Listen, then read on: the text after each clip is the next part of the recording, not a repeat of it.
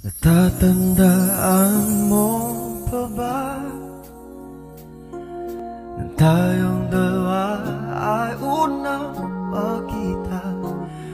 Panahon ng kamusmusan sa piling ng mga bulaklak at halaman. Doon tayo nagsimula mangarap at tumula.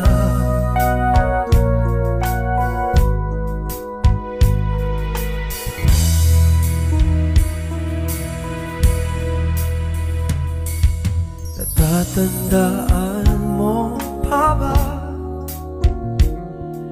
inugit kong puso sa puno mangga, at ang inalay kong gumamela, magkahawak kamay sa dalampasigan.